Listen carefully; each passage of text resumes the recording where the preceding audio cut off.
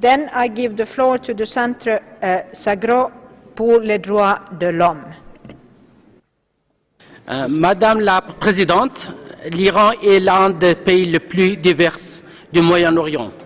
Il s'agit d'un État multinational, multilangue et multiculturel, composé au moins de 6 grandes nationalités, notamment les Arabes, les Baloutches, les Kurdes, les Perses, les Turcs, les Turkmènes et d'autres groupes ethniques et linguistiques.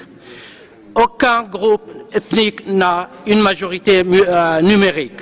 Pourtant, seuls les groupes nationaux persans dominent la société iranienne et la langue perse est la seule langue officielle du pays.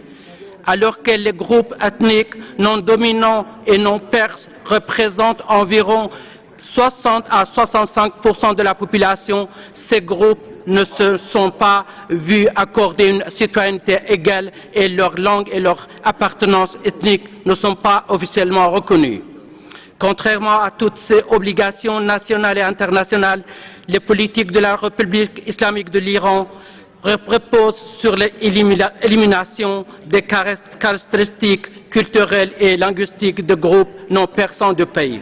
Les principes fixés dans la Déclaration des droits des personnes appartenant à des minorités nationales ou ethniques, religieuses et linguistiques sont assez clairs et les États membres des Nations Unies, y compris l'Iran, doivent les respecter. Le Centre Zagros pour les droits de l'homme demande au gouvernement iranien de mettre fin à la politique d'assimilation et de dissolution des différentes identités dans le pays. Le droit d'être différent doit être reconnu. Le gouvernement iranien doit apporter des modifications à la constitution du pays afin de reconnaître et de garantir les droits des groupes nationaux et des minorités ethniques et linguistiques en Iran. Je vous remercie. Thank you. And